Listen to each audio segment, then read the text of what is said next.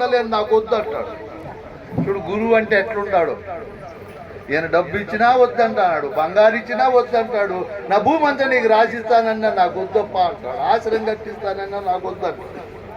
ఏదో ఒకటి గురుదక్షిణ నేను ఇవ్వాలని ఇతను అంటాడు.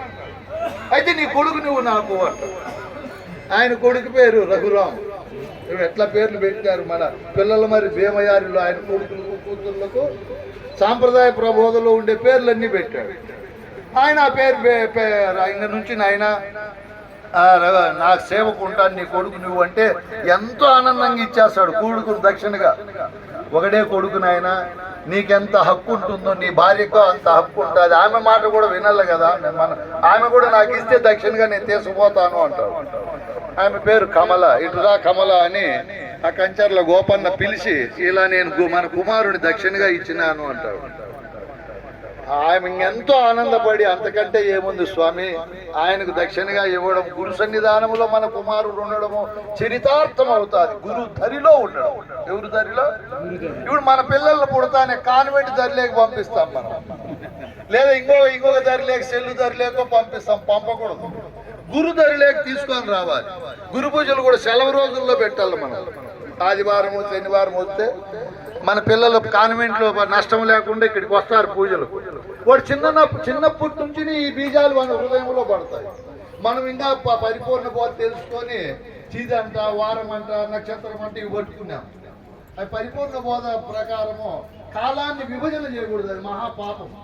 కాలం అంతా మంచిదే, ప్రకృతి అంతా మంచిదే. ఇంకా రావు కాలం ఎమకడం అంటే కాలానికి తెలుగు ఉంటే మనకు మొటికాయ లేదు. నన్ను విభజన చేస్తారా దుర్మార్గులారా? నాలో వర్షము టయానికి పడదా, ఎండలుగా ఇవా, నేనేమన్నా అడ్డపడుతున్నానా? నీ అజ్ఞానంతో విభజన చేసుకుంటావా? పరిపూర్ణ బోధ ఎరిగిన గురు శిష్యులు మనకి ఏ భయము ఉండకూడదు. కాలం పైన కానీ, రాహుకాలము, మాసం మీద ఆషాఢం అనేది, ఇంకొకటి అనేది, ఇట్లా ఎప్పుడు మంచి హృదయంతో అంత మంచి దృష్టే ఉండాలి. ఈ కమలాన్ని పిలిచాడు. 2 మాటలు ఉన్నాయి స్వామి మన మధ్య. చూడు, భార్య అంటే అట్లా ఉండాలి. నీ మాటకు మళ్ళీ నాది ఎదురు ఉంటుందా? 2 భార్యాభర్తలు ఒకరు ఇవ్వడము, ఒకరు మళ్ళీ ఆమోదించడము లేదనడము ఉంటుందా? నీ దారిలో నేను నడుస్తాను. గురుదరిలో మన పిల్లవాడు ఉన్ననీలే అంటే గురువు అంటాడు అప్పుడు కబీర్ గారు.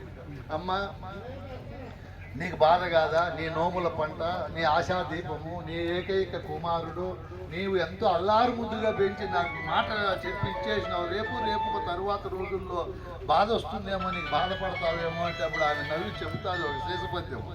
మునినాథ రాముండు నన్ను కన్న నా తండ్రి, కంజాక్షి జానకి నా కన్న తల్లి, పూర్ణ సుజ్ఞానమే పుత్రుడవును, భవవిరక్తి అయి భర్త అయి భాషి, శాంత గుణోపేత సాధులు మిత్రులు, హరినామ కీర్తన పరులు ఆప్తపరులు, ఇట్టి జీవ సంరక్షకులున్న చోటు నేనుండి పలుమారు సుతుడును వెతలు చెంద పరమ పదవెట్టు చేకూరునో ఓ యతీంద్ర అంటారు.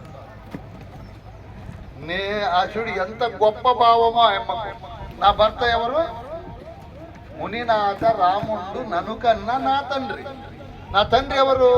ఇప్పుడు మన దేహంలోనే రాముడు ఉన్నాడు. ఈత రమించి భ్రమించి ఎవరు సంకల్ప వికల్పాలకు ఏ వస్తువు అయితే ప్రధానంగా ఉంటుందో అదే రామ అని. సీతమ్మ అంటే ఈ దేహమే ప్రకృతి.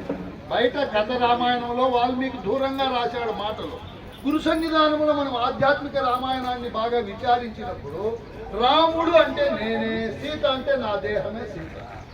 ఆ కమలాకి అది చిన్నప్పటి నుంచి వాళ్ళ తల్లిదండ్రుల మధ్య ఆధ్యాత్మిక రామాయణం, ఆధ్యాత్మిక భారతము వినడం వల్ల ఇటు అద్భుతమైన ఆలోచన, అద్భుతమైన స్థితి కలిగింది. కంజాక్షి జానకి నా కన్న తల్లి, నా తల్లి తండ్రి. మీరు కన్న పద్యాలు వినడు కృష్ణ ప్రభువులు కూడా చెబుతారు. ఈ మేన్ అనే దేహానికి నేననే అతనే తండ్రి, ఈ మేనే తల్లి. ఈ తల్లి తండ్రి 2 కలిసినప్పుడు జ్ఞానం అనే సుపుత్రుడు పుడతాడు. అది ఎరిగిండే